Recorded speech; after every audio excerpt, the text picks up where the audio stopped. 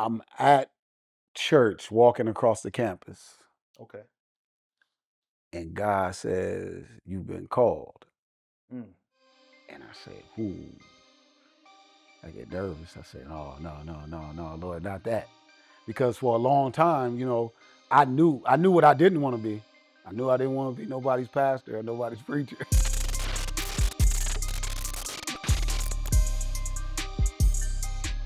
Ladies and gentlemen, welcome back to the Dadpod Bodcast. This is episode 2. I apologize for the delay, but it's worth it. It is well worth it for me to get this guy right here. This is Mr. Tony Norman, Mr. Tony Trim, Mr. Tony Soprano, Mr. the barber himself. Like we talk about it that every time that we back in the day used to be the barbershop. You know what I'm saying? The barber was like the keeper of everything. It was where he was the teacher, The keeper. he was the counselor, you know what I'm saying? He was the groomer. He made everything perfect for us back in the day. And then when I say back in the day, I'm talking about the 80s and 90s. Some of y'all kids don't understand that. But look, when we had to get to the street lights on Saturdays, we had to go to the barbershop, get a fresh cut for the week. Yeah, So, the groomer. the ladies and gentlemen, Physically and Mr. Tony Trim. Hey, man, I appreciate you, brother. Thank you for having me. Is that what I'm supposed to say? Man, that's it, bro. Look, y'all gotta understand, like, his philosophy This is not my gig. is that, you know what I'm saying, the barber's behind the scenes. The barber is behind the scenes, always. Tell us about your barbershop. Um, tell you about First the name. tell you about this grooming space. This is Royalty Barbers and Grooming, Oh.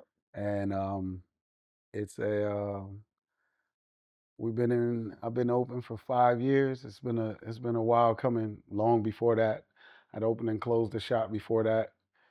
Uh, Learned a lot, spent some money, but it was an inexpensive lesson. Spent a good deal of money, but for the price, I learned a lot. I learned the next time that I came back at it, the next time that guy, the vision that he had for me, that it was gonna cost me a lot more. But as we say, he provides. He does provide. So, married for 17 years, 17 years, 3 kids, 3 kids, Venice, Vin- King, and Max, and Max. or Maximus. Maximus. So that's what, 14? 14, 11, and soon to be 9. The So 14-year-old will be 15 the day after Christmas. so clearly he is qualified to be on the Dadpod Podcast. He is probably one of the original reasons why I did it, because I met this guy. Shoot, had to be about 6 years ago when I had beard. I had a beard, and at that time, my girlfriend, who's now my wife, Yes. she said, "I know a guy that can trim you up." And you know, since I'm bald, I never really needed a barber since I've been back in LA. There's no need. No need, you know, just, and especially with prices. So I was like, you know what? Yeah. I'm gonna go, but I couldn't do the beard game right. Like, I couldn't get my beard right. So she introduced me to you. She knew you from Right. church. She knew you from school. Yeah. And shoot, since then we've been rocking together since day one. Yeah, we've been good. This man has helped me through a lot of things. No, I haven't helped you through a lot of things. I said we've been rocking through a lot of things. Man, but he has. This man has helped me That was through like on cue. a lot. I mean, just the conversation, the fellowship, Fellowship is just to depend on somebody when it's just like I'm frustrated. Like, I have just many times I see the lights on, I stop by and I'm screaming. I'm upset. And I literally live maybe 3 blocks away. literally. And he was like, he was sweeping up, ready to go. I couldn't help myself, bruh. I need a minute. And That happens. this has become what's going to be the key word of this episode: safe space for me and a lot of men. A lot of men. So what I really want to talk about first is, like, tell me about why you brought forth this barbershop. Why did God bring this barbershop to you? Well, the story is long, but in short, I started cutting hair when I was really young. I don't say really young. My mom, dad, I had an issue. I couldn't get in the house on time. So the last form of punishment was to cut my hair. And doing that, I was already an artist. I was dancing, like you said, you know what I'm saying? Football, all that stuff. I would rather cut my own hair and be able to say that I screwed it up rather than say, yeah, my mom did it. So I started cutting at a young age, ended up cutting my brother's hair. Yeah, all my brothers and cousins. I call my cousins brothers. Um, and it's a gift. It came naturally. I didn't go to school for it. I went later and went to school and got my license, but it was a gift. Left and went away to college to study architecture. Came back, and my brother and all my cousins were licensed I'm barbers. supposed to say what school? What school? I went to HU, the Oh real my HU. God, Howard University. Look, hey, Xavier writes, why don't you come on my podcast? That's 2-0. I'm tired of this HU stuff. I went to HU. I went and hung out. Had a good I had a good stay. Learned a lot about myself. Learned a lot about my relationship with me and God. You know, it was intense. Like you said, getting 20 years is intense. Getting that 20 years is intense, man. Facts. Nights on the floor crying, trying to figure out what I'm doing, why I'm Why am doing I it, here? why am I doing it. Why? So I ran. It was a gift. It's a gift. Just naturally good at it and was in anything. Like I tell people, God is in the details. So my job was to get better at it and cut everybody in the neighborhood. And then when I went away to school, I didn't cut any hair. When I was at Howard, I didn't cut hair at all Oh, because I had brothers at home, and I realized that people don't respect your time as a barber. So uh, I'll tell you a story about a cat from Chicago that was in third year architecture with me, and he said he was a barber, and I said, okay. I said, be careful, manage your time. And he mm, was like, man, now he's like, I'm making money. I said, I know, but they don't care about your time. So, and then he comes back to class one day, and he's like, man, he's missing class. He's late to class to come back to class. He's like, man, I was up to 2 in the morning. I was like, that's why I told you watch your time.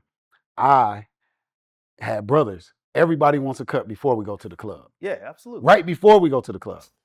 Not the day before, not a few hours before. Everybody wants a cut. So I cut everybody, and then I got to cut myself. So that it wore him out. I think dropping out that semester. I hope, you know what I'm saying, he picked it back up, but it took a lot out of him. And that's why I didn't cut hair at all. So when I was at school. So like I said, I ran from it for a long time, a long time. Came back home, went to school again for architecture, and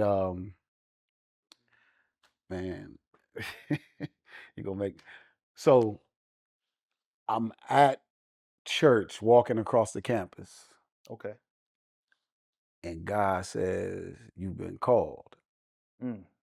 And I say, ooh, I get nervous. I say, oh, no, no, no, no, Lord, not that. Because for a long time, I knew what I didn't want to be. I knew I didn't want to be nobody's pastor or nobody's preacher. I didn't, we all as young black men have lived life. So I got things in my past, I got things I've done, but that's a whole nother story Yeah, yeah. because that also helps with what I do. So that comes full circle. Me running, and he said, you've been called. So I was, I get nervous. I'm like, Lord. And I'm like, ooh, man, no, I don't want to do that. I Mm. don't want to do that. And so he let me sit on it for a minute, and then he said it again, and then he showed me. He said, you've been called, but all I need you to do is keep doing what you've been doing. So at this time, I had already been a barber. I was already behind the chair, and I had already gone to get my license. And he said, I just need you to keep doing what you've been doing. Mm. And that's providing that space, you know what I'm saying, to either to give and receive, to give advice, to get advice, to help young and older men from behind the chair, give them a space to talk, give them a space to be free. So um, that's how this comes about, opening and closing the shop, and then him showing me, okay, it's gonna take more. You know what I'm saying? It was a lesson that was learned. That's not enough money. It's gonna take more for you to bring about what I want you to bring about. And you know, That's dope. yeah. That's Then dope. then we get here, and that's you got me on camera. That's a long Yeah, story, man. man. These stories is long But stories, that's the man. point though. That's what we got to hear These is because that's what the topic of this is about, man. It's about safe space Yeah. and men's mental health. Men's mental health. Not Now just that's any mental big. health, men's mental health. That's big. And I could say black men's mental health, You but could I'm say not. that. You I'm gonna could say that. say just altogether men's mental health. Men, period. And reason being, and the title of this is that being okay saying I'm not okay. Huh. You know what I'm saying? And let's be clear, we don't ever do that Where do because you do that at? Or where did you learn to do that at? at first I had to realize because, and this is a short story, a reason why this topic came big. I know every day when we say, "Hey man, how you doing?" We naturally, man, I'm good. I'm good is the universal answer for every man. I'm good. I can't call it. You know what I'm saying? Oh, I'm chilling. I'm all right. That is us because one, we don't like to burden our problems on anybody because we Yeah. always taught as another man to another man, like, bruh, tell me something that I ain't going through. Yeah. So that was a problem. But recently, one of my mentors, well, he's a mentor to us militarily, a Yeah. black chief, Mhm. committed suicide. Wow. And I knew this chief to say every time he see me, he would speak to me, stop me, hey, Major Smith, how you doing? I'm It's like, Chief, I'm good. I'm good, Chief. I'm doing no. How are you doing? Chief, it's a little rough, that's crazy though. but you know what? I appreciate you asking. And he was like, well, if you ever need me, call me. We can talk about it. We ain't gotta be major to chief. We can just talk. And then ironically, no one ever asked him that, or he would I was gonna deflect. say that. That's crazy. And he's the one who committed suicide because he That's needed the crazy. help. That's crazy. He was putting out the calling card. But how would you know? I wouldn't have Not known. you know what I'm saying, don't take that pressure on is what I'm saying. And now I'm being the barber on camera. Don't take No, but that's the point But though. he was checking in on you because he knew he wasn't okay. But even when we ask, he naturally does because here's the thing: he's at the highest ranking. Yeah. You know what I'm saying?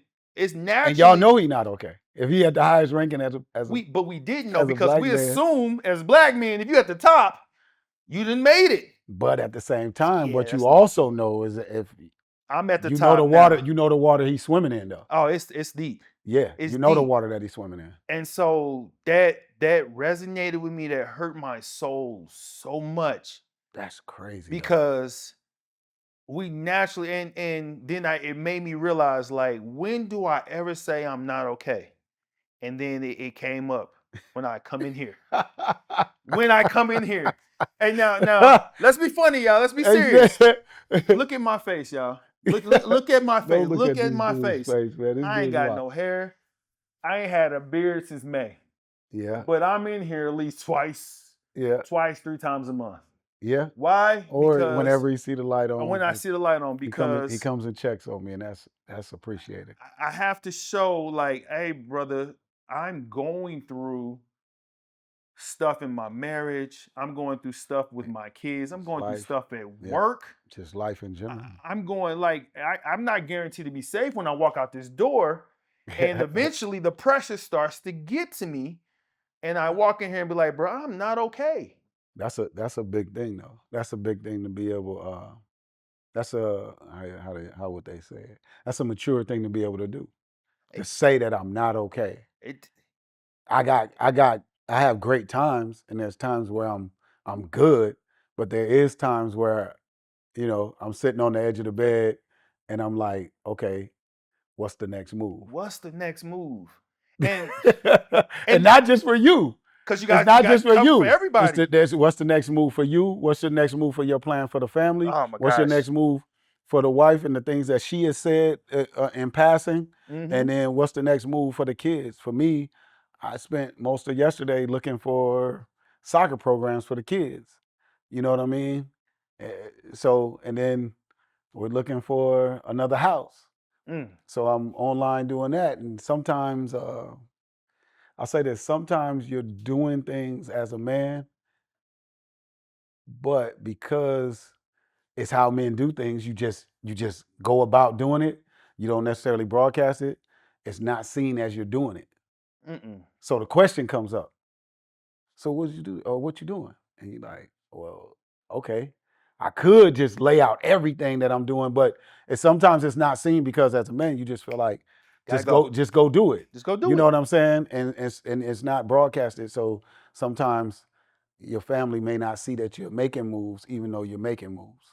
Let me You ask know you what I this mean? question: How often, when you as a man vent, when I as a man vent, when all the men here vent, do we usually vent at home, or do we have to try to find a safe space to vent? Well, that's the thing. Like when I say God called me, like this is more than just being a barber. And anybody that's really been a for real barber, you know what I mean? You know that haircuts is just that's the cherries on top. Yeah. It's the barber, being a barber and being at the barbershop is way more than just a haircut. It's about relationship. So if Mm. it's about relationships, it's about a give and take. You know what I mean? So um creating that space at the barbershop, there's certain things that you can say at the barbershop amongst men who are Mm-hmm. also dealing with or going through or managing or you know what I'm saying or not, let's not just keep it on a negative level or excelling at a certain level that when you say it in the barbershop with men it's understood. Mm-hmm. And some things you can say at home and let's just be honest, they may not be perceived the right way. And that doesn't mean it's because the kids or if you want to say the wife doesn't want to understand.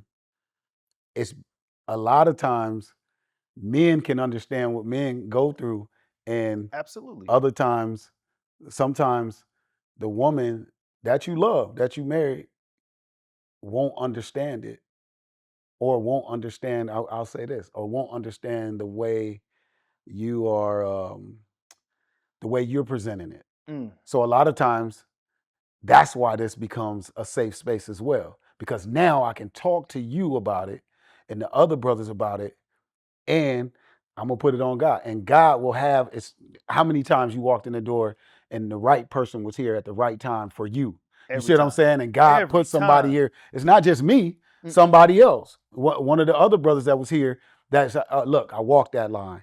Look, you can't come in like a bull in a china shop. Nah. You can't come. You can't go to the house and state it bluntly like that. You're gonna have to come around and present it this way. Otherwise, your point won't get made, and then you guys will end up in a debate. Or defense. They get real defensive. Right? You guys will end up in a debate because uh, you didn't present it right. And not that you should always have to present it right, because at the same time, you should be able to present and just present like this is what it is. Mm-hmm. Now let us slow down and talk about it.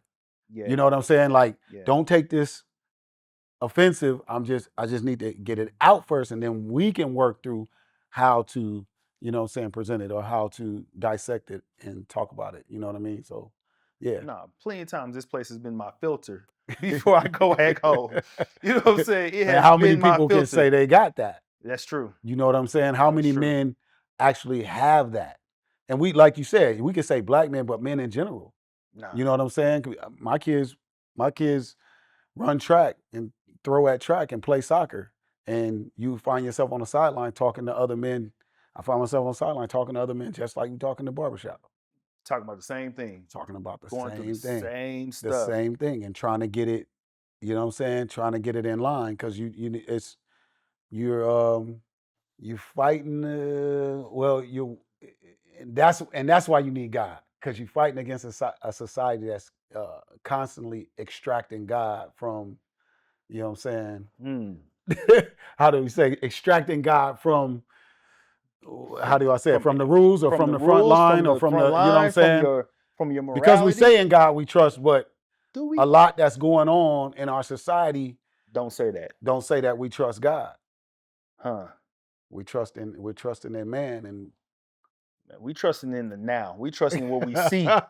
and, We and that's a big thing with God, because if you can only, it says walk by faith and not by sight. You walk by trust and not by sight. So if you walking by sight, you only as good as you can see, and God can see way further than you can. Man, preach. That boy preaching.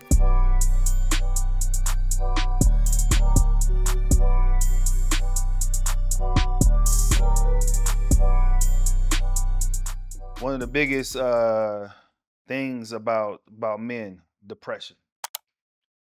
Depression. Do we talk about it? Do we display it? Do we hide it? Um, and you know this by being in the barbershop with the many conversations we had, to where we just can't. We don't. Do we even know when we're depressed I was anymore? about to say that. Do most men even know that they're going through it? The quote that you sent to me one day, and I really enjoyed it, but it was powerful, by Benjamin Franklin. It said most men die at 30, they just don't get buried till they're 80. That sounds like depression to me, don't it? I think, yeah, it does. Why Or it is sound, that? I think, well, the way I saw it is, I think, man, so I just hit 49. So Man, congratulations, brother. thank you. On Monday, last Monday, and I think I've been blessed, man, really, really blessed in the sense that, um, been through some things, but still I like to do the things that I like to do and make the time for them. So in terms of you saying 30, die at 30 or whatever, and then not buried to the 80, I think a lot of times what happens is people, or say men in general, men more specifically, take on a lot of other people's Problems, problems, life. or take, if we're not gonna say problems, um take on a lot of making other people happy, and then don't keep up with what makes them happy. You see what I'm saying? We So, absorb. yeah, well, you get married, and then you get married, and then of course, you want your wife to be happy, as well as you should want yourself to be happy as well. But you want to do things for your wife. You want to show her that you love her. Then y'all have kids, and you want to show the kids that you love them, and you want them to have the things. It always happens. Yeah, You want the kids to have the things that you never had. You know what I'm absolutely. saying? So the kids don't even know. That's a whole nother topic right now. But and we'll get back to that. But do men and do men keep doing the things that they enjoy, that make them happy? And if you don't, I think that's what they're talking about. You know what I mean? Like, you get married, as I got married at 31. So you get married, you have kids, and then you go right into the providing thing. Even if you're not making all of the money, Mhm. you still provide safety. You provide guidance. You're Right. the head. God put you as the head, so you have to provide guidance, safety. You know what I mean? There's so many other things that you provide other than just finances. So I have a question though. When do you know what makes you happy? Because let's be clear, from birth, I think my happiest was probably before I became a teenager. And then from that point, I started working. Then I knew I had to go to Wow. school. Wow. You know what I'm saying? I knew I had to make sure I become an asset to society. Uh-huh. I had to make sure I made my family proud and make sure I didn't get shot. You know what I'm saying? That's a I had to make sure that that was every day. yeah, that's what I'm saying. Yeah. I had to make sure that Making and sure you hold don't on with get me. shot was an Hold on with me. everyday Let's be thing. let me Yeah. elaborate that. Make sure I didn't get shot by the neighborhood. Make sure I didn't get shot by the police. Right? True. Join the military. Make sure I didn't get shot by the enemy. And Wow. then Wow. You then went to a whole nother you level. know what I'm saying? So literally, like I'm saying, I'm going through this. I finally get to a point to where I can make a little bit of money or not, and that was by 30. Mm-hmm. So by this time, I'm still trying to play catch up because you know what I'm saying, I have to pay all that debt back. Then, when you get to 30 as a man and you single, people start looking at you kind of funny, like, Them HBCUs ain't cheap. no, bro, People think they are. them long what? Them Pell Grants and and them they not giving out no scholarships. no scholarships. And then Although my wife was on the full ride at Howard, I of don't know how she course. pulled that Of off. I don't course. know how she pulled Of it off. course. I And call her the then big brain, but anyway, go then ahead. we get to a point to where then, you know what I'm saying, we want to get, married or have a Yeah, family by that time. yeah, And so when we finally get the money, the accolades, everything that what society has put on us to yeah. do, now we have to provide and become this and become a family and then so I've already surpassed your 30 mark, you know what I'm saying? And then now I'm like, I'm trying to figure out when am I supposed to be happy again? So you said And what is happiness? what makes you happy? I think you have I think as you move along through life as a young man, there's different things that make you happy. Like, you know, when I was in let me see, elementary, what were we doing? Playing Man, kickball. kickball. Kickball made me happy. You know what I'm saying? And football has been a part of my life from an early age, Facts. from 8. So football always made me happy.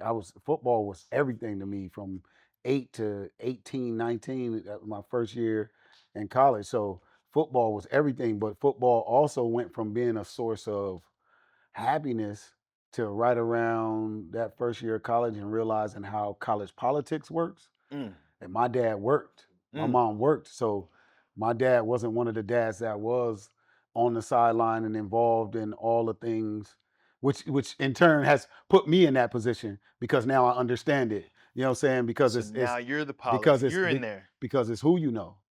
I was great at football, but it wasn't my dad. We didn't run in those circles.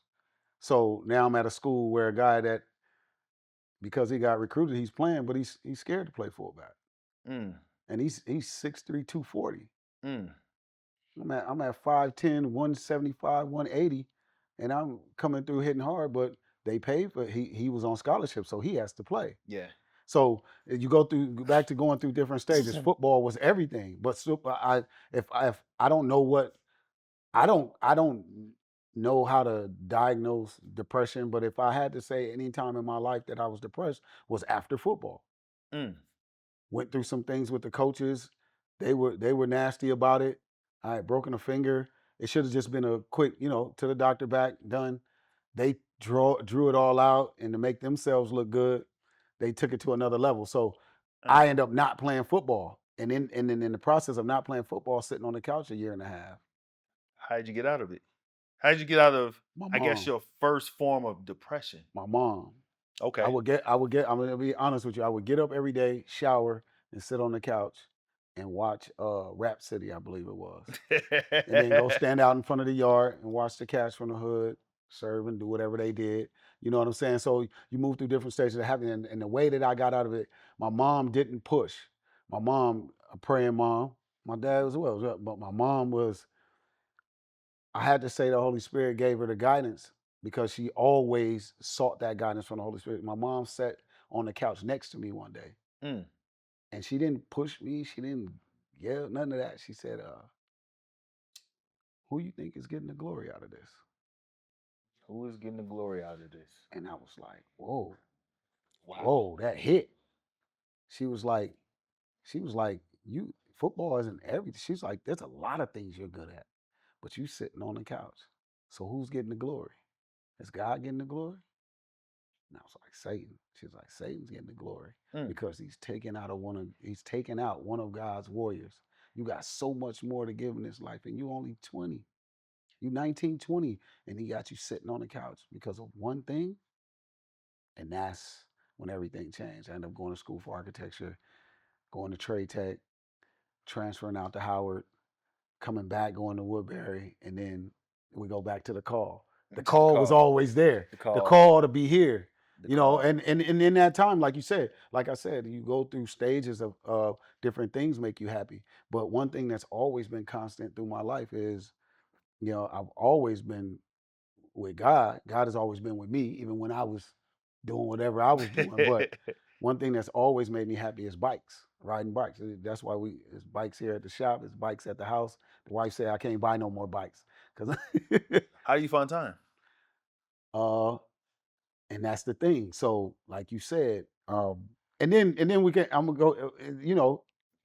teenage, Yeah. going to the club you Yeah, was it was happy fun. then. Yeah, yeah, You that know what I'm was saying? Being real, your chasing. first time, you know what I'm Yeah, saying, get some then that became happiness. it And then you did. realize, having sex is not going it's not gonna fill that void. So Get you that go through, clarity. so You you get that go through a lot clarity. of stages, you know what I'm saying, of what makes you happy. Once it was clubbing and drinking, and it was chicks, and then it was, you know what I'm saying, and other things, and hanging with the bros, and like the thing you say about friends, and we'll get to that too. Yeah, It's like yeah. how many friends you How got. many friends you really At got? one time it was about having friends and hanging out with friends, and then that. But um it going going there, coming back, and that, that call still being had, and coming to this, um you said, how do you find time? And so, remember, we talked about, they talk about 30, you get married, you have kids, and what tends to happen is we tend to shut off whatever we got going on and just focus on the kids, or what the you know what I'm saying, the wife want, or the kids. But how I do it is I just include the kids. And I'm glad you said that because my biggest thing, so me and my wife have this conversation. I always believe in that I need my time. Yeah. You know what I'm saying? And here's the thing, in my whole marriage and my whole time, I've sacrificed, since the fact I've become the family man, I've sacrificed a lot of my time because my family demands so much from me, and to my own doing, because I am a provider, I am a supporter, I am a, you know what I'm saying, Protector. I am a foundational person. Yeah. So you know what I'm saying, if you literally jump on my back, we getting through the finish line, and I pride myself on that because I built myself to be that. And the problem is that sometimes my knees go out. It don't happen Sometimes, often, yeah. but my knees go out. When my knees go out, everybody looks at me My like, proverbial knees go out. like, I need a break. I need like, to just what you kneel for a mean? minute. I need to take a knee for a Or minute. it Okay. feels like me needing a break becomes an inconvenience to everyone else. I can see how that could be. You know what I'm saying? So it's frustrating because I'm like, I just need a time to myself. Well, what you mean a time for? You need a time away from us?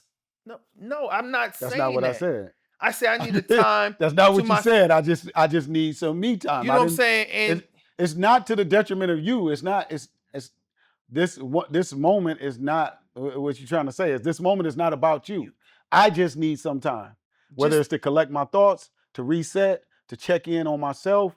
Hit the barbershop, check in on.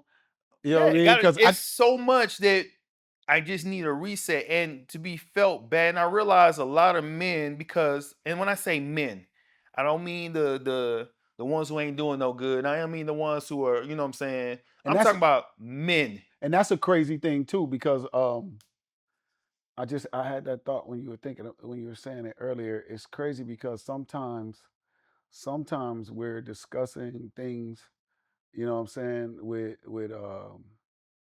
our spouse, or with women in general, Hmm.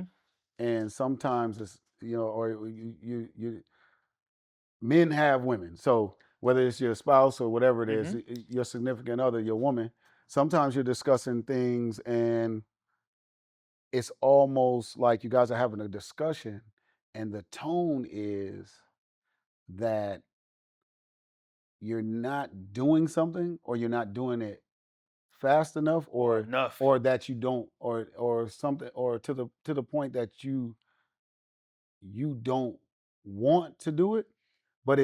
But what I found is, real men, you see what I'm saying, Hmm. want to get the job done. Absolutely. So, in terms of, in saying that, if you as if you as a woman have a real man, even if it doesn't seem like he's moving at that moment, more than likely he's thinking and plotting the plan. Man, trying to So complete.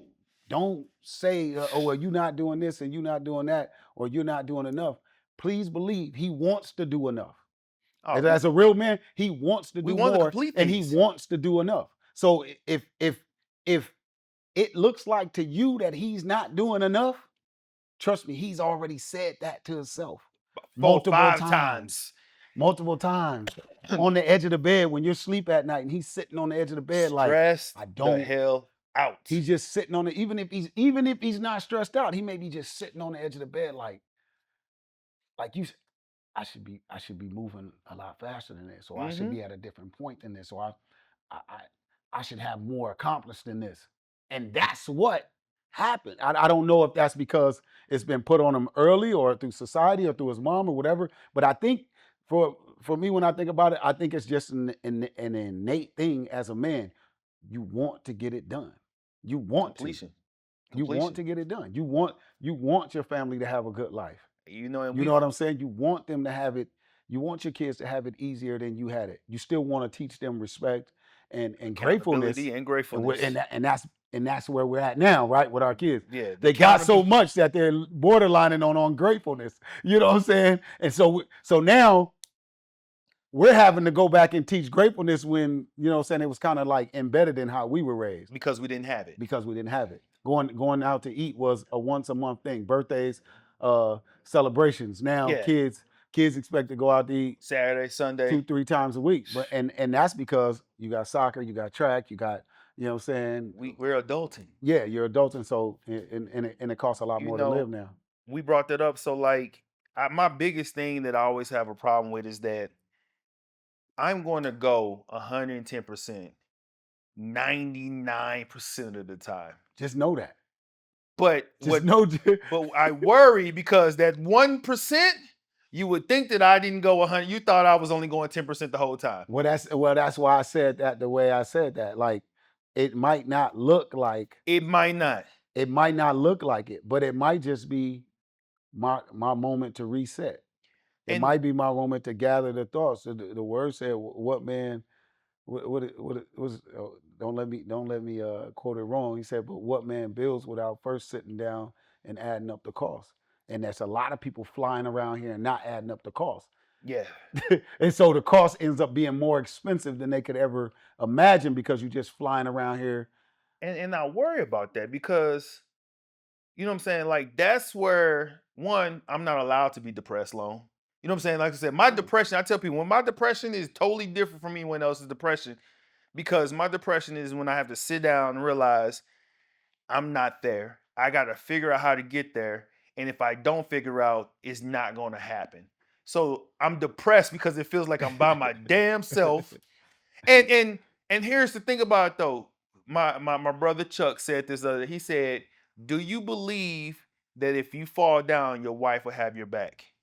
I said, "Absolutely. Maybe not to the degree that I need her to, and I might have to remind her Yeah. that hey, I'm limping." Well, maybe, but is that a conversation? But it's a conversation that it wasn't until I had the conversation. My fault was I thought that you should automatically know that. That was a mistake on me. You made an assumption. That was a mistake on me because I know that I automatically would have stepped up. Like I said, if I'm over somebody's house, like I said, if I like prime example, you let me use this space. I know automatically I'm cleaning up everything in here. I'm gonna try to do more than I left. I'm gonna make sure it's an automatic thing. My boy. You know what I'm saying? That's Look, crazy you say that because I see your water's low. I'm gonna go to the Costco fill. Like I have to do more than what because I have to respect your time, respect your space, and then show my appreciation, my gratitude for just that moment. That's how we were raised, and that's what we're working so hard to instill in our children. Facts. Where this society now tells you can just throw food out of you can throw trash out of the window, and it's okay because Bruh. it's somebody that sends me to the moon. We're not gonna go on Oh that. man. But like you said, Especially as a homeowner. like when we just had the surprise party for the wife. Yes. We were there till 2:00. Now, my boy, his dance studio, Kelvin, you know what I'm saying? He rents his event space. He was like, Tone, we'll come back tomorrow. He gave me the key. Yeah. But in giving me the key to lock up, what does that say? What does that say? That says that that says trust. That means he's been around me. He sees the way I treat my stuff. He knows at the shop I don't let nobody mistreat or come in and disrupt this atmosphere. So he knows that I'm not going to let anybody mistreat or do anything wrong at his space. Mm-hmm. And so it was like, well, yeah, And then my boy Chris comes in, and Chris goes home, drops his family off, and comes back. He was like, "Yo, so we cleaning up?" And I was like, "Nah, well, Kev said we can come do it tomorrow." Chris like, "I'll be back." He goes, drops his wife and kids off. He comes back, Man. and Chris is, because Chris helped me build this, and Chris is like, "Okay, so what we doing?" And I was like, "Well, we could come back." And he was like, "Nah, bro, you know we don't roll like that. Let's just Nah. go ahead. We here now. The wife is talking, finishing up with a couple people. She talking, her birthday thing. Let's just go on and knock it out now." But we've been taught to do that. Mm-hmm. You see what I'm saying? So, And don't that exhaust you? Don't that exhaust you? we've been taught to do that. So We're tired. I'm this is tired. crazy. We jumping around. We are jumping around, but it's needed. But like you said, it's that's a conversation. And to the point, like I said, and I'm gonna say it again, just because it doesn't seem like I'm moving, doesn't mean I'm not moving. I'm adding up the cost. Just because the faucet or whatever didn't get fixed this week, there's a myriad of other things that come into play. You know what I'm saying? So, have I? The question is, have I ever not completed? Have I ever not completed? Is that the? I'm asking. Is that the question you asked? Who What messed it have up? I ever not completed? You know who messed it up? Janet Jackson. What have you done for me lately? Dun, dun, dun. Ooh, yeah. Have I ever not completed? It might take me some time, but I'm gonna complete. And that's the problem when I try to get people to realize, like, and we did a couple retreat, and it was pretty good. And one of the things that I kind of got into it with, and you know what I'm saying, it brought a lot into it. Basically, it was talking about, I was like, in the end of the day, the man don't ever get a chance to take time off and just vent to say, "Hey, I'm tired. Like, look, I got it. I've done it. I've worked it. Let me get a chance to figure it out." Like, it was a lot. You know what I'm saying? Because even when we complete stuff, we gotta be like, "Hey, I completed. Hey, there we go." But when you complete, there's always gonna be another. You complete. It's already something else that something else needs to be has done. already gone past its don't due date. Vent your frustration because you don't do it. Because the first thing that brought up in the conversation, someone brought up, well, us mothers are tired too. I was like, I never said that. And shout out. That's a full-time gig. Yeah, absolutely. Because it's crazy, because I don't know if you know that when we had kids, I stayed home. I left the barbershop. Well, I didn't completely leave. I only cut on the weekends, but I cut all my time down, and I was at the house with the kids. Like you cut now? No, no, that's not how I cut. Like that. It's a full-time gig. It is a full-time gig. Mm-hmm. The thing is that when you walk through the door, I think men and women, whoever is at the house, say hello, and I guess just appreciate that person that has to stay at the house. Say something that's appreciative of what they're doing, instead of walking by 10 things that they did do to point out the one thing they hadn't got to yet. So if you walk by and the living room is in order, this, that, they've been at home with the kids, all this other stuff in order, and then you walk through and then you point out the dishes. Man, that was my mama. I just haven't got. That was my mama. I haven't got to the dishes yet. But have you seen all the other stuff? You see everything else that you just walked through? No, you didn't see it because it's in order the way it's supposed to be. So it's oblivious to you because it's already in order. You see the one thing that's out of order. But those other things had to be set in order. I set those things in order. So you see the one thing that's out of order that I haven't gotten to yet. You know what I'm saying? So it's a job. It is. My daughter till she was 3.5, and I think a little while with King, but it's a job. And I was never taking nothing from that. No. That's what I'm saying. That's what we giving props. Yeah, we giving praise. That it was just that one moment I was like, yo, this is the reason why we need safe space, because if men complain about men being a man in front of a woman, it is blasphemous. It is blasphemous no matter what. I could never say anything about that, because you can't say that in front of any women, because it was like, so now you know what we go through, and it's like, okay, I already knew that. I didn't say that you didn't go hard. So what you do? We keep it in. I didn't say that you didn't go hard. I think what we got to get to. I honestly really got to get to, and I talked to my wife about this, is understanding that we're a unit.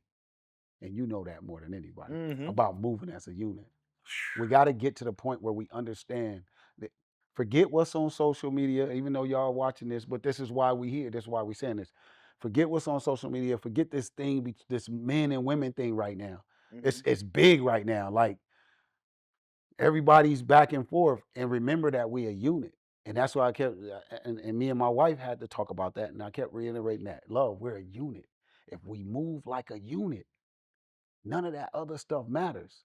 Mm. But when we let something come between, where we end up debating over, we can have a debate over something. We might not see, if we don't see eye to eye on it, we come to a resolve. Mm-hmm. But let's not, you know what I'm saying, badger each other about it. Let's move as a unit. If if you make the money, it, okay, and I take care of the other. You know what I'm Right, saying? But right. we move as a unit. I think we have this thing now where it's not safe to say what is bothering you without the other person saying, What's bothering but, them?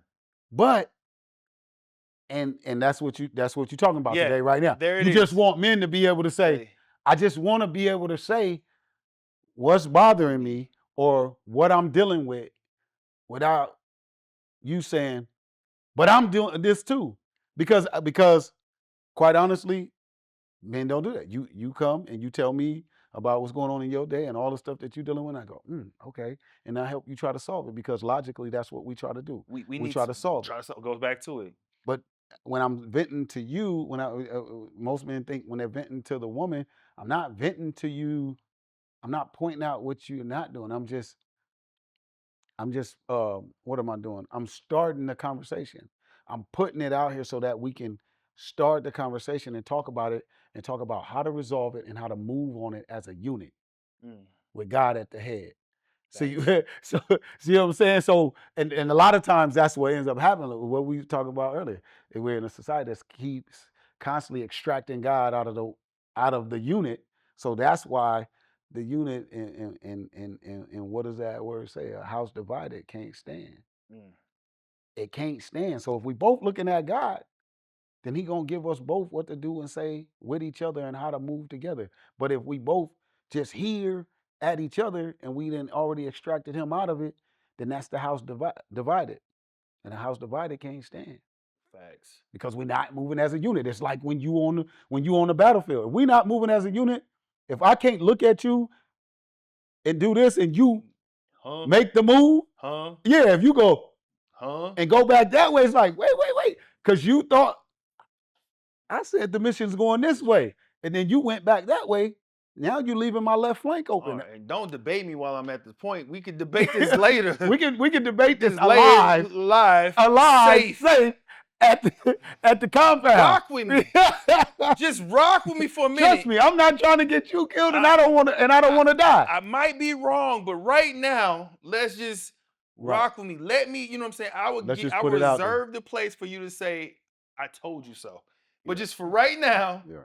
let's just rock with it. Like look, you can tell you can tell me I told you so later, but right now, can we work as a union and get there? Yeah. Because the stress levels that I'm under, I'm just trying to complete it. You got to move as a I'm unit. trying to complete. You I got to think move as a unit. I think as more of us start to, as more of us, and I'm speaking it out. I'm speaking it into existence. As more of us, as more couples understand, we have to move as a unit. That doesn't mean that you don't always. That doesn't mean that you're going to always agree mm-hmm, with the move. mm-hmm, You see what I'm saying? yeah. Plenty of times you're not going to always agree with the move, but if at this moment, you know what I'm saying, this is the move that has to be made. You know what Mm-hmm. I'm saying? If He's put me at the head, if if you trust in Him, and then you trust God, and you trust that I'm following God, please believe I'm not gonna do anything that's gonna, you know what I'm saying, be detrimental to the unit. Nah, you I'm got it. not gonna do anything that's detrimental to the unit. Because what's detrimental to the unit is detrimental to me. Yes. As they say, what is it? My wife says her team, they use this statement: the strength of the pride is the lion, and the strength of the lion is the pride. Mm. Strength of the pride is a lion, and the strength of the lion is the pride. So we're a unit. We got to move together. We gotta move together. If we don't move together, we already Man, we facts. already shot from the get go if we don't move together. So I Facts. think that's where this bringing it back around. That's where this space comes in to be so important. Like I have a good friend, and she's a great, great, great barber and stylist. I have a cousin that called me not too long ago about and it's me in here and Yeah. Jay when he's here. You know what I'm saying? when he's in the country. When he's in the country. When he's in the country. When he in the Not country, visiting Jay. his other family. Jay, you know what I'm saying? we know you ain't even in, are you in the country now, Jay? He just got back a couple of days Jay ago. We might should pull up have on him us. here right now. He should pull up right now. Yeah, pull up right Pull up, now. Jay. He should pull up right now. We should Man. call him. But it's like it's so bringing it back around and having what I was saying was About having your cousin. yeah, having this space and having my cousin and those are two young ladies, exceptional young ladies. But the call and the vision that God gave me for this space is for men to have a space to be groomed physically, spiritually, and mentally. Love it. You see what I'm saying? Yeah. So and it's not that something is wrong with them at all. But once you bring a woman into the space, like we talked about off camera, once you bring a woman into the space, it changes the atmosphere. The atmosphere completely because changes. we've been raised to respect and curve the conversation, because not to be disrespectful to the woman that's in the space. And if that woman is a mainstay, then now this doesn't become the space for you to be able to stop by like you do sometimes. And let's be clear, women alter us. Women alter men throughout without even thinking about it. Because we naturally protectors. As should be. And that's the way God said it's not good for a man to be alone. No, and he took his rib and gave him Eve. But it's that's the altar right there from the beginning.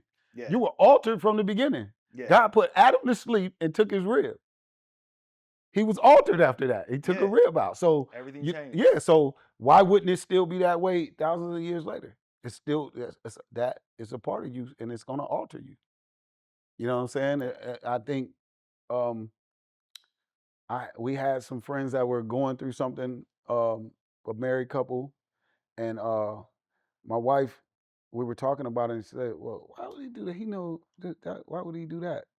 And I said, "Sometimes you guys say stuff in passing, but you guys don't really understand the way men operate. You don't understand our go mode, right? So you may say, I said, this person might have a kid going to private school, a kid leaving the house, going to college, you know what I'm saying? Just bought the house, bought a new car, and because this kid is leaving the house and going to college, I said, you never know what the wife might have said. And I said, sometimes you guys say things in passing that put us in go mode. She could have passed him in the morning and said, we need $20,000 more because that kid's about to go to college. But he automatically is thinking, dang, we just needed 10 more for the car. We just needed this much more for that, this much more for that. And he going to go mode. Yeah. That doesn't mean he's going to always make the right decision. But,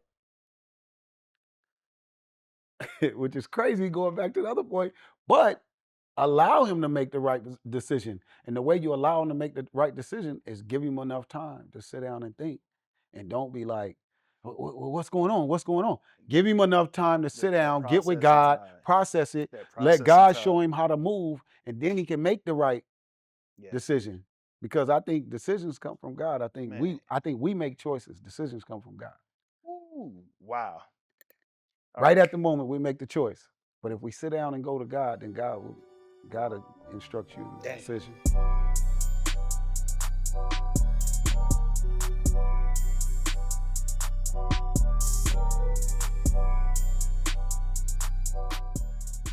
So, Tony, let me ask you a question. Let me ask you a question. We talked about it. You said we're going to get back to it. Your questions, bro. I know. Go watch you. How many friends you got? How many friends you got? How many friends you truly, truly got? Friends?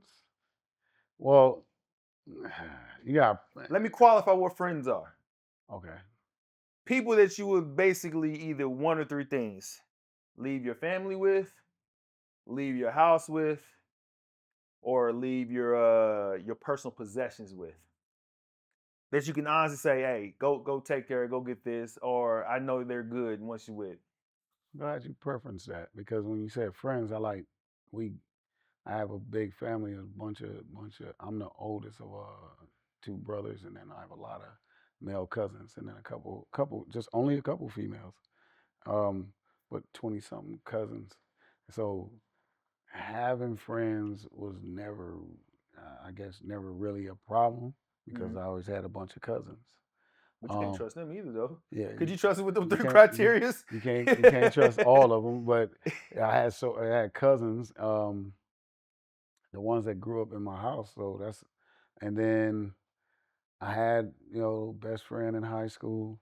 We rolled out, we did everything together. I got one of my boys that's like so it's like this. My kids asked me one day. They said, we're riding in the car. They said, "Daddy, you, you got any friends?" I was like, yeah. They already got it set up. They laughing. I said, yeah. I said, yeah. I got some kids. I got friends. I was like, Uncle Jay, Uncle Z, Uncle Chris, Uncle Mo. They was like, them ain't your friends. Them those like your brothers.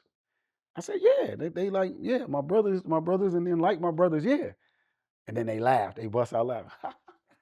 Daddy don't got no friends. Daddy don't got no friends. And they laughed and I laughed too. And I'm like, I said, it's all good. This conversation gonna go real different about 5, 10 years from now. It is. It's gonna be a real different conversation. And my daughter is in high school right now. Mm, This is her first year of high school. mm, So she's seeing it. mm. She's realized. That's why I said in 5, 10 years. This was a few years during the pandemic. I said, "Oh, in 5, 10 years, this conversation is gonna be real different. You're gonna be laughing I'll one be day. laughing because they gonna come back and say, "Oh, Daddy, I get it. I I get see it. I see why you laughed, and I see why you explained it like that." And so I mean, man, I don't know, man. I don't know. I think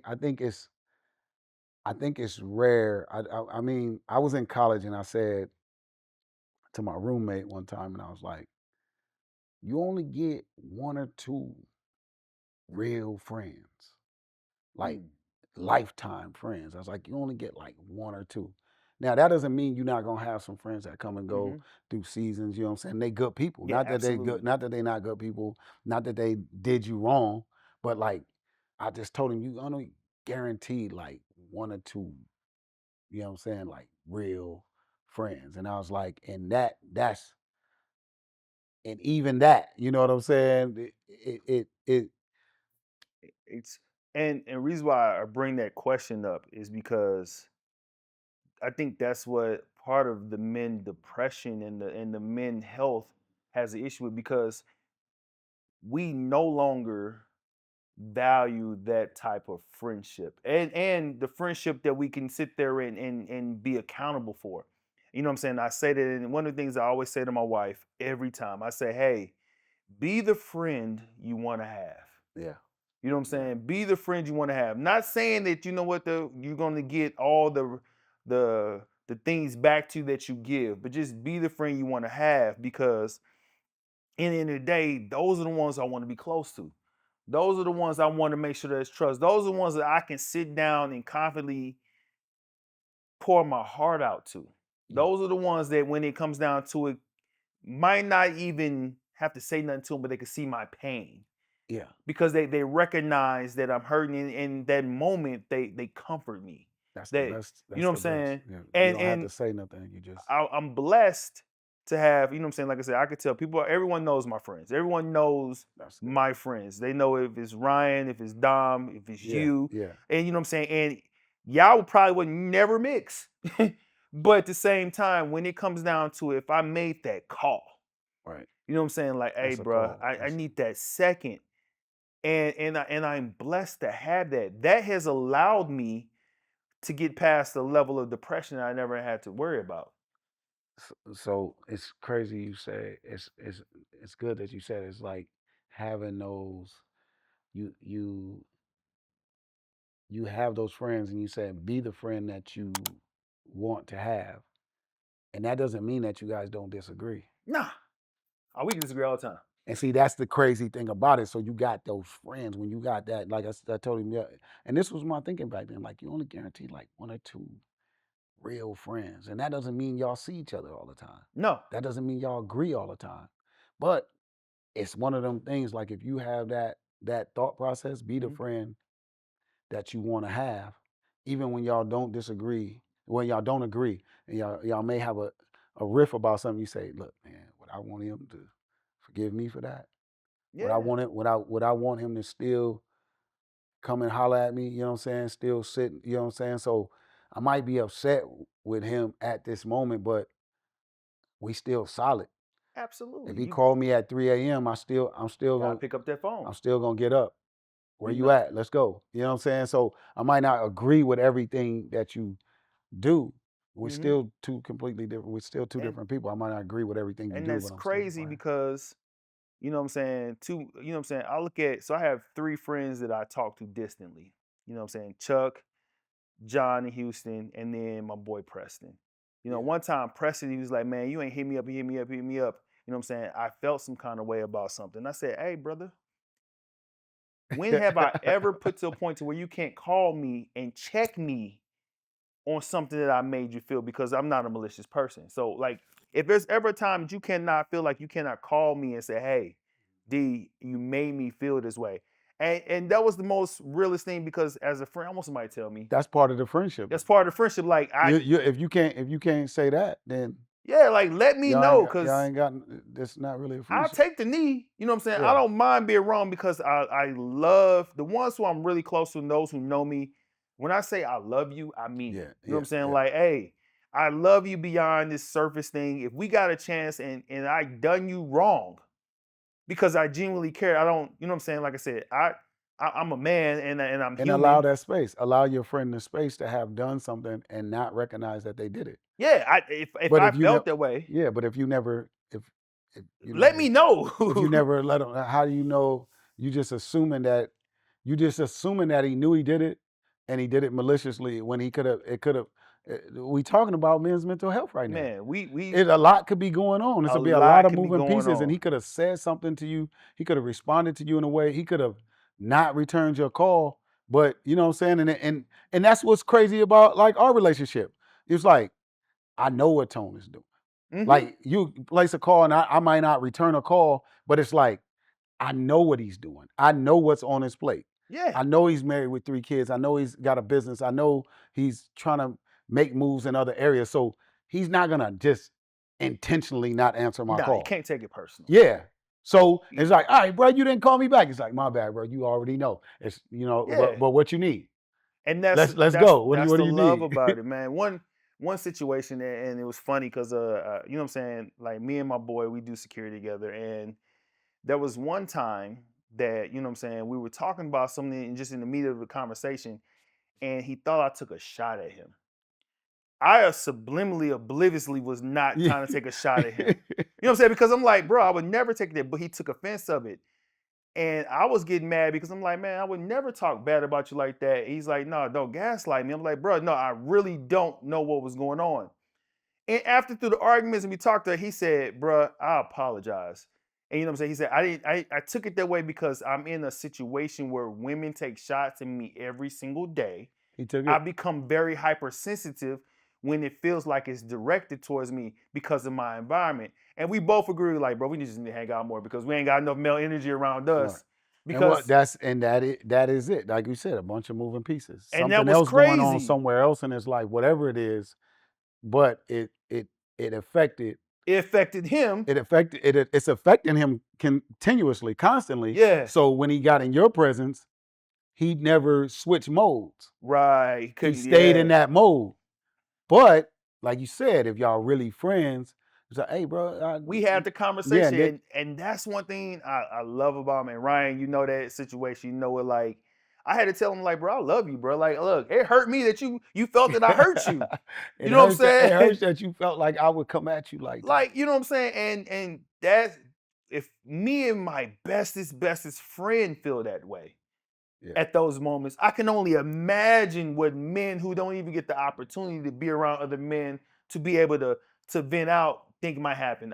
I'm pretty sure somebody probably thinking I am pissed in their coffee a million times, and I have no clue that they thought it. You know what I'm saying? Because one, we don't talk about it. Yeah. You know what I'm saying? We don't talk about Bruno. We just Yeah. don't do it. You know what I'm saying? Look, I'm a dad. Y'all know I got teeth. Yeah, yeah. You know what I'm saying? Real But talk. we Let it don't. go. Let it go. You know what I'm saying? Oh yeah, let it go. You know what I'm saying? Or what else could I say is that you're welcome. Yeah, yeah. Like we don't. I think it's men. Well, in that ability to have the conversation and apologize. So I've been on this thing this year, man, and I was writing to. This is kind of it's off the subject of friends, but I'm bringing it back around. I was riding here to the shop, and I was thinking about like people have accidents. You know what I'm saying? And how they and the accidents, two cars coming together unwillingly. They don't. No one plans it. Nobody wants it. Nobody You know what I'm wants to saying? be on the side of the sidewalk. Hey, those who Oh, do is yeah, yeah. diabolical. Yeah, yeah. So I was thinking, and I just say, like, God bless me with patience and courtesy. Patience and courtesy. Patience and courtesy. And if everybody had patience and courtesy, and that accident, if one of those people had one or the other, if this person had patience and this person had courtesy, or this person just had patience and courtesy, those two cars would never meet. Because one person would be patient enough to wait, and the other one may be courteous enough to let them go first. by. Let them have that lane. Mm-hmm. So when I bring that back around to what we talking about, you and brother talking, patience and courtesy. Absolutely. If we have patience for each other and what we're going through outside of this relationship or what we're going through every day in this world, and then have courtesy. You know what I'm saying? Yeah, just patience and courtesy for somebody. Courteous for that person, being courteous for that person's situation and what they're going through. Right. And just had the patience to sit back. Be courteous enough, and then have the patience to sit back and let it play out, or present the right time for you to step in and say, "Hey, bro, I didn't." You know what I'm saying? Yeah. I didn't mean that like that. Didn't mean that You know like what I'm that. saying? And a lot of things happen in these streets because people don't have either of those. People lose their life over lack of patience and lack of Definitely courtesy. for courtesy, for sure. Lose their life. For sure. And some people take it, sometimes a lack of courtesy is just a lack of courtesy. It wasn't disrespect. And you took it as man code, that some dude disrespects you, and it was just a lack of courtesy. He wasn't raised right. He cut across you, but it wasn't. He wasn't even thinking about you. It wasn't you particularly that, because in order to disrespect you, it had to be directed to you specifically. Yeah. He just happened to cut across you, but that's because he wasn't.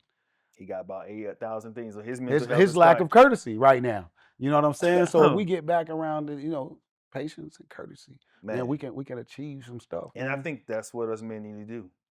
Us men got to, one, of course, hold each other accountable, and be able to hold each other accountable, because that's something that takes a lot. But that takes a relationship. You know what I'm saying? Because that takes a relationship to be able to hold somebody accountable. Because then, if we don't have that type of relationship, then you may see it as disrespect. Okay. You may see it as a lack of courtesy. You know what I'm saying? Because I said to you, "Hey, man, I know you. I know your wife. I can say that if I know you and I know your wife, and because I know y'all listening, and the whole thing about holding accountable is always, when people talk about holding men accountable, it's always about infidelity.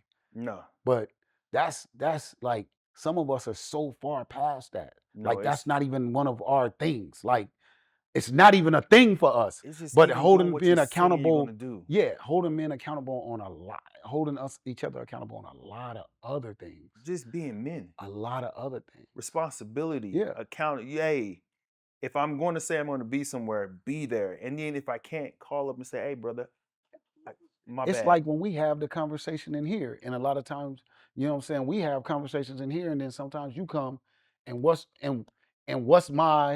my approach to holding you accountable? On patience and courtesy. A lot of times.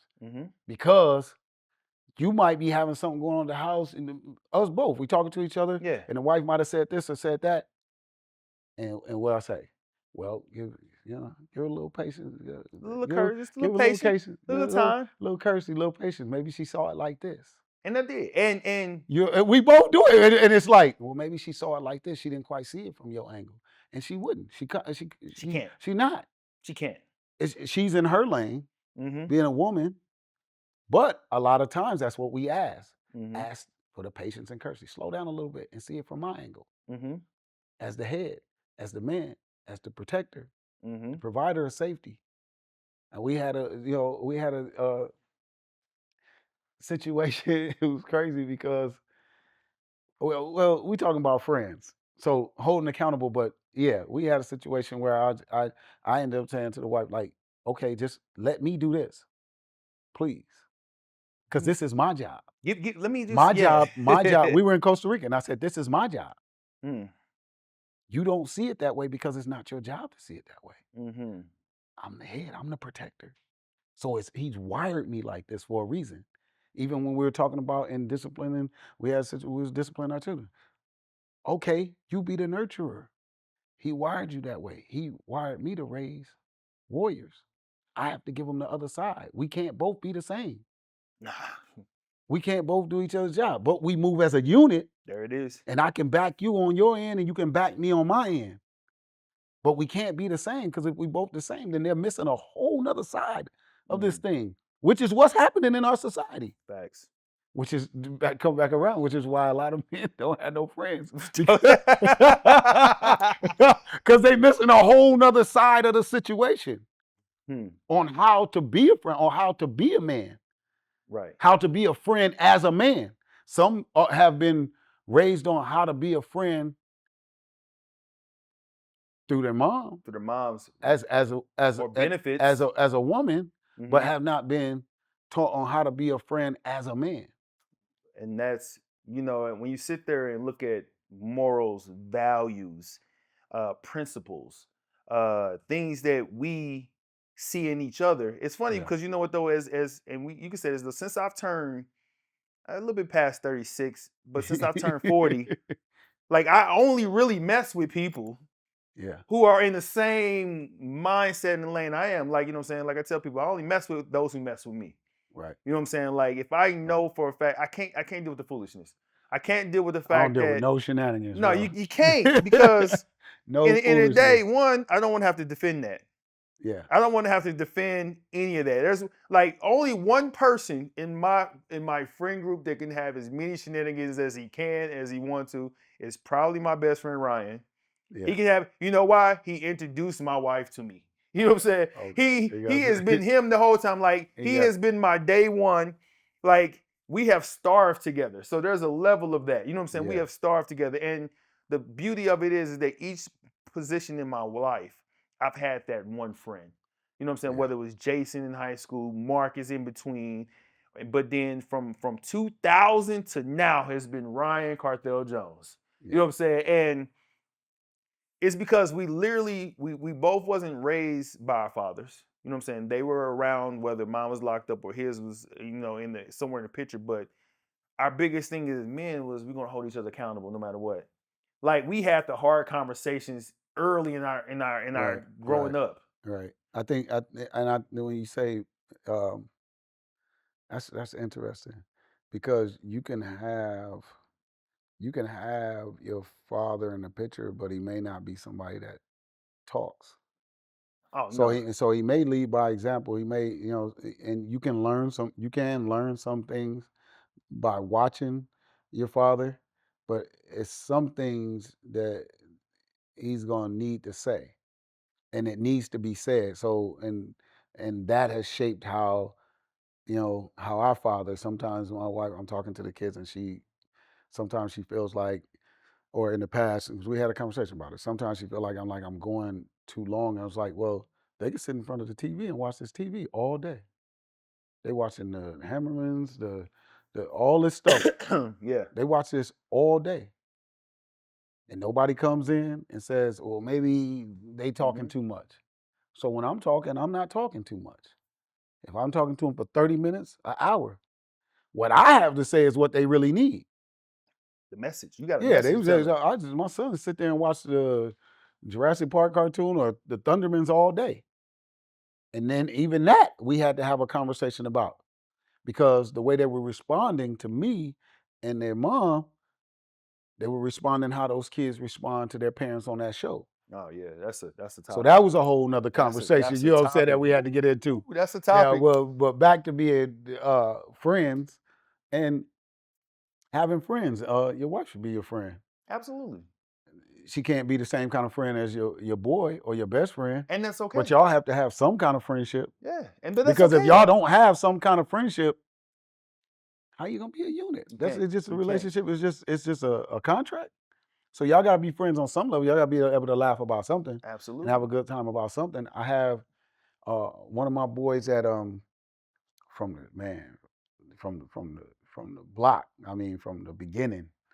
And he's a client. We see each other quite often now, and we've been through some things, man, and it's crazy because we don't hang out like that. Nah. We don't hang out, and whether it's you know what I'm saying because we chose two different lifestyles, but he know, just like I know, He you respected can it. place that phone call. Yeah, my kids call him uncle. Yeah. You see what I'm saying? But that's a friend though. Yeah, That's and we lead two different lifestyles for better or for worse. But it's what's crazy about that is like you said, he can have a birthday party or whatever, and he be like, "Y'all crazy. Y'all think Cho not coming. He not coming. he not coming. He don't." And he'll tell him he don't fool with y'all like that. He was like, "This is my side, my life on this side, and I'm in this with y'all." But he don't fool with y'all like and he that. respect Yeah, your life and as a I friend. respect the line. We both respect the line. That's You it. know what I'm saying? I can he could come over to my side anytime he want, and I can his. Like you said, I'm not coming to hang with them, but me and you can go get breakfast. Man, let's do it. Facts. I pay for breakfast Man, that for your birthday, but I'm not coming to the birthday party. nah, I can't do that. You see what I'm saying? Because I don't That's not. He ain't I got don't no rock I don't links. rock I don't He ain't rock got no I links don't, I there. don't, I don't rock with them like that, and he know that. He ain't got no links there. He That's know why. that. He know He that. ain't put But no links on the rib. me and him is A1. Like A1. A1. I put it like this. Me and him had a conversation. My youngest cousin had gotten killed, shot in front of my grandmother's house, and he ended up dying. Our our relationship is so cold. I don't think at that point we had spoken to each other in I don't know maybe a month or months or whatever. But when I called, he was waiting on the call. Hmm. He knew. He was waiting on the call. He knew Now his role. this is my guy. Yeah. I know that I can make a phone call. I can make a phone call to him, and we can find out all the information we need to find out, Mm-hmm. and we can go do whatever needs to be taken care of. But out of his respect for me and my lifestyle and who he knows that I am, he did not call me. He just waited until you made He the call. did not call me. When I called him, he said, "I knew you was gonna call." He said, "Eventually," he said, "but I didn't call you because I didn't want to influence your decision." He said, "So I waited for you to call me." He said, "And I know this about you. If I wait for you to call me, I give you enough time, you'll make the right decision. That's deep. But if you had called me that night, you knew that I was ready and I was on go mode." I said, "I knew. That's why I didn't call you that night. That's a friend. That's why I waited a few days before I even called you. Because I knew if I called you, you'd be like, let's go. That's a friend. I already got all the That's information a we brother. need. Let's run." That's a brother. Yeah. That's how cold that friendship is. That's a That's level. why I say it's like we brothers. And it's so cold. And a lot of people don't know that about me and him. They just know, they'll see us sometimes. They know maybe I cut his hair. They don't know our relationship. They don't even know how far back our relationship go.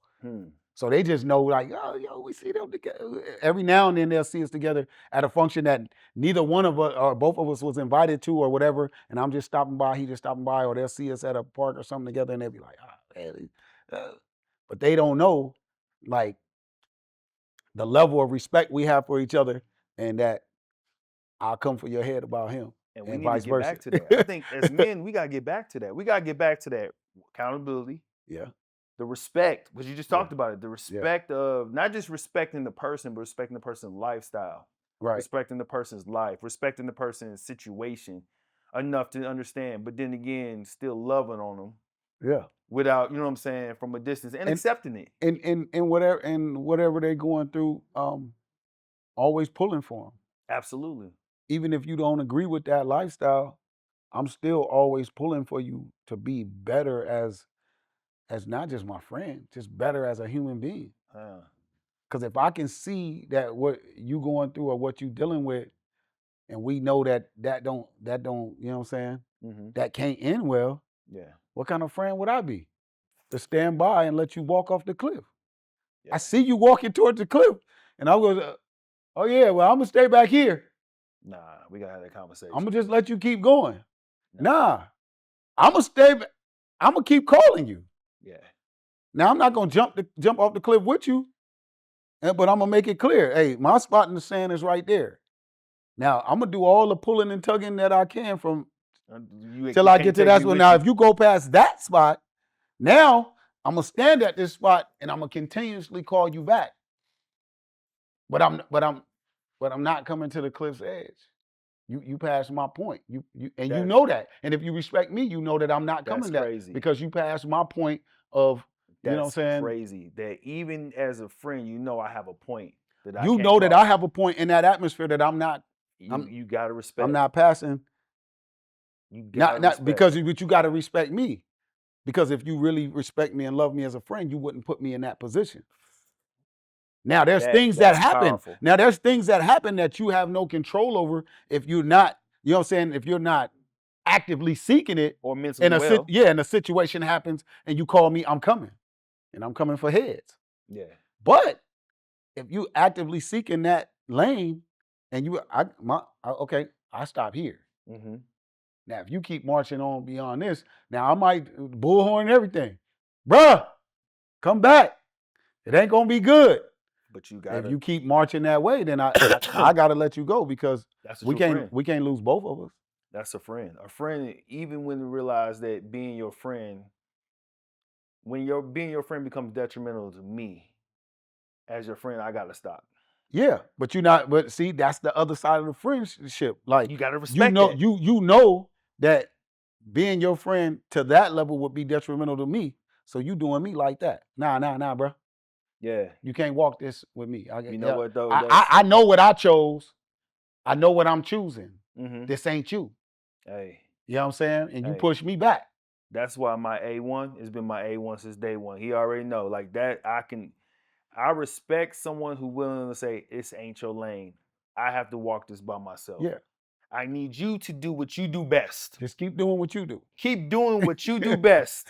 Man. Whether that is calling me back, praying for me. Hey. You know what I'm saying? Hey, and those are the kind of friends I ride with. Those are friends that I love to the death because with those type of respect, with those type of accountability, those type of that kind of accountability, those kind of boundaries. It allows you to, because you protect each other. Yeah. You know what I'm saying? Because I'm gonna keep you off that cliff too, because I saw it coming a long time ago. So before we even got to that part, we both trying to catch each other, and that's what I think men have missed out on. To circle it back, I think that's the reason why we're so depressed. I think that's why, because we have forgot how to protect each other, support each other, respect each other, love on each other, while we all go through the same thing, and then respect that we are not the same. We're not going through the same, or we are going through the same. Saying this respectfully, in the quest to make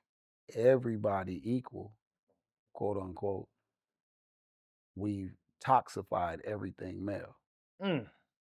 You about to start on a whole new subject. Yeah, that's what I was gonna preface it by saying, man, this is a whole different. That's a whole different topic. But in the quest to make everything and everybody, you know what I'm saying, quote unquote equal. we've toxified everything male. What happened? What happened to being macho?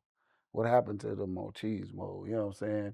Being, you know what I'm saying, when we was young, it was okay to, you know what I'm saying, like what you work out, lift weights, and walk around with your chest out. You know what I'm saying? It was okay to, you know what I'm saying, boys take it up in the level. Boys wrestle, jump from roofs. we set up bike ramps and jump. Now everything is so cotton. We protecting the kids from everything. That's a see. We're gonna go back into a We whole nother. That about we be protected another. the kids from everything. They got the kids riding the bike with the helmet, with the full on blow up bodysuit on. The kids ain't get no scrapes. Well, plus the training wheels and the person And the working training behind them. wheels, man. I took the training wheels Look. off my kids. Hey, man, y'all gonna have to Hey, fall. We ain't doing training You wheels. gotta get them. You gotta get like best. Ryan say the best lesson is life. Yeah, The best. but lesson it's is crazy. life. Like kids scared to jump off the porch now. Look, We was jumping off the roof, man. We was jumping off of roofs. I'm gonna tell you when you should be scared to jump off the porch. After 40.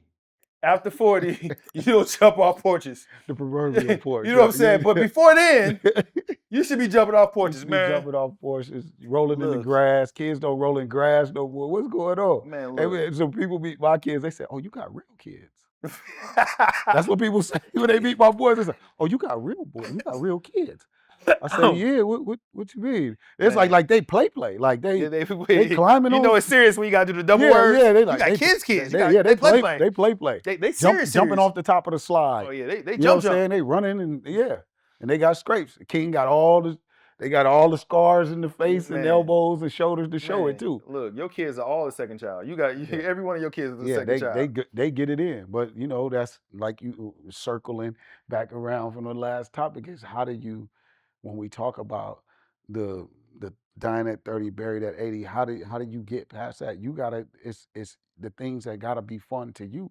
You still gotta be fun to you. And look, there's something that I noticed a while back, some years ago, and I you know what I'm saying, I don't know if I should say that, but that's something weird. But anyway, the Barbershop talk. including it's the fact of including your children in what makes you happy, including your wife. I bought everybody bikes, That's real. and not no cheap bikes.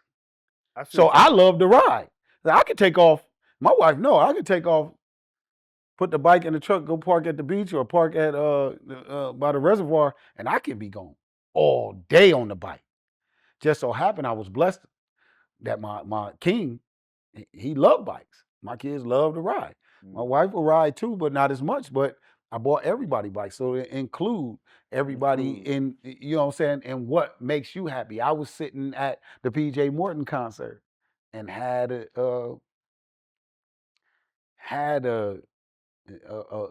something brung to my remembrance on that level.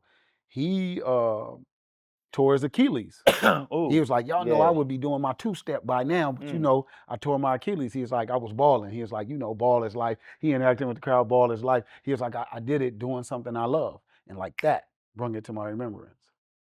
What do I love? I need to figure that out. I think if he just won his 5th Grammy, yeah, and you thinking he loved music. Nah. But he said, I ripped my Achilles doing something that I love. That's crazy. He said, I love. He loves to play basketball. So even with his schedule of touring and all the stuff that he got to do for music, he find time to play ball. You gotta find time, fellas. So find time. I find time to ride the bike. Find time to do what, whether it's with the family or alone, but find time to do it. Look, hey Tony, I have to say I appreciate, bruh. For somebody who said they ain't want to be in front of the camera, I don't. Who didn't want to do this? Who was like, man, I was just gonna sit in the back. I want to say, man, this has probably been one of the, like I said, I've had many of these conversations with you here. We've had many. We've had many, and there will be many more. We're gonna have many more conversations. You know what I'm saying? But I want to say I appreciate you for just giving us this opportunity to talk about what I think that every man and woman and child should be able to hear. Right. You know what I'm saying? We kept it definitely. Don't worry about it. We kept the barbershop talks safe. Right. But because there's things that we have to talk about in the barbershop that's not for consumption. Yeah, but we had to open up to let men know, look, you're not by yourself. We all go through it. Yeah. You know what I'm saying? We try to come up with a solution. Like, we just know we got to be better and accountable for each other. And we start with just being able to talk about it. Right. I'm opening up a lot. You opened up a lot, and through the, you know what I'm saying, the Dadpod Bodcast, this is what we're doing. We're really just giving ourselves a chance for dads to sit back and realize, like, I'm telling you right now, this shit is not easy. It's what your boy used to say, and that's crazy that you said that. Your boy used to say, the comedian, get you a family. It's not for the weak. It's not for the weak. And he passed. If Oh, I'm not yeah. mistaken, he passed of a.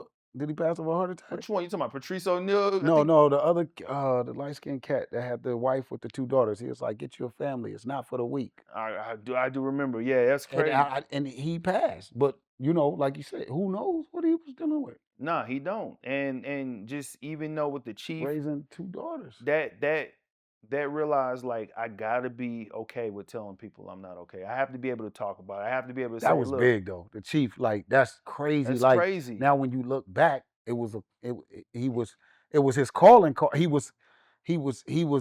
Projecting what he didn't needed. know how, He was projecting but what he he needed. wanted to make sure that you never end up where he was currently. That's And crazy. he wanted to make sure you would never end up in the minefield that he was currently walking through. And he the reason why I He had to said, make "But are this you smoke. really okay? Are you really okay? You see what I'm saying?" And you like, "Yeah, chief, I'm cool, but I'm dealing with some stuff. But yeah, you know what I'm saying." So I think it's men's mental health is so important We gotta because work on it, man. men are taught To shake it. men are taught to be strong Keep going. and taught that they can't be admitting that everything is not all right. Suck it up, Buttercup. It's a weakness. You're Hey. weak if you don't admit that everything is all right.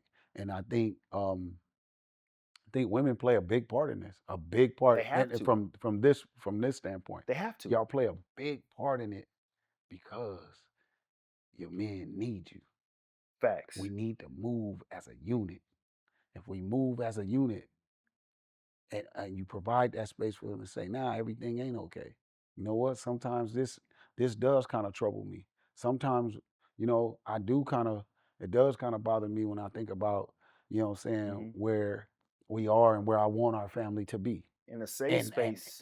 And that I know, or that I feel that I'm responsible for getting our family there.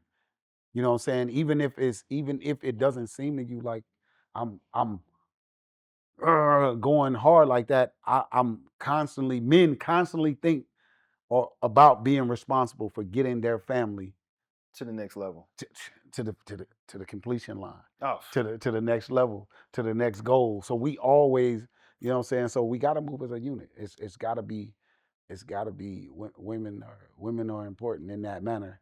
And if they see how important they are in that, in being that helpmate or providing that safe space. Yeah. You know what I'm saying? For The him to strength, be the able to put the catalyst. things out. The rib. Yeah. For him to be able to put the thing out and you not to take it offensively. Or weaponize it. Yeah. Don't do that. Just let it, because then we can continue to have the conversations and get better and move better as a unit. But if he feels like every time he says something that's gonna be taken out of context, or not even be able to be put on the table so we can be able to dissect it and talk about it the right way. You know what I'm saying? Every time it's not gonna always come out the right way. What they say don't always come out the right way. But it's like I said about that family that I knew. I told my wife, women can say things in passing that put men in automatic go mode. Automatic go mode. And you just said nonchalantly, man, we're gonna need another $10,000. He already trying to figure calculating. Already. Boom. Calculating. He already trying to figure it out. He's already trying to figure out the logistics. And you might have just been clowning. You like, I was just saying, hey, you can't just, you gotta be, especially if they're really in that mindset. Yeah. Because that's what we think about. I want to thank you. Brother. So one thing about the Dadpod Bodcast, we always bring in a new whiskey. So this is to you. You know, the Uncle Near is the 1884. One of the only and first black whiskey providers and the whiskey makers. So this is for you. He spent a long time. Yeah. We can put him up there next to the gentleman. You know, it's too early. It's too early to be drinking right now. Yeah, I know he did his thing for Jack, but you gonna put him up there right next to the gentleman. So I appreciate you. This won't be the last. Like I said, we're gonna. I hope it's the last. You know what I'm saying? This might be the last he's on the camera. I was supposed to say. He probably be the last on the camera. Hope he don't never have me in front of this camera again. Oh man, but you're so good at it. No, man. God is good, man. He's faithful. So I mean, once you said I had to be, once you twist my arm, then I say, Holy Spirit, give me what to say. And then look, boom, there it is. So, hey y'all, appreciate y'all. Thank you for tuning in. Next episode, who knows? We brought out a lot of nuggets and a lot of avenues. We gotta lost a go lot take of some branches. notes. We gotta go take some notes on Take some notes. We put out a lot of branches where we can go left to right. all the splinter cells. Follow all the social medias. If you got questions, DM me. If you got questions or anything, at me. Hey, anything's up for grabs. I would like to talk about it. I'd like to hear from you. I appreciate everything you did. Shout out to Dom. Shout out to my boy Jules, man. The production behind the scenes, man. Look, thank you. Y'all make this happen. So I want to say thank you as well. And we're out. Dadpod Bodcast.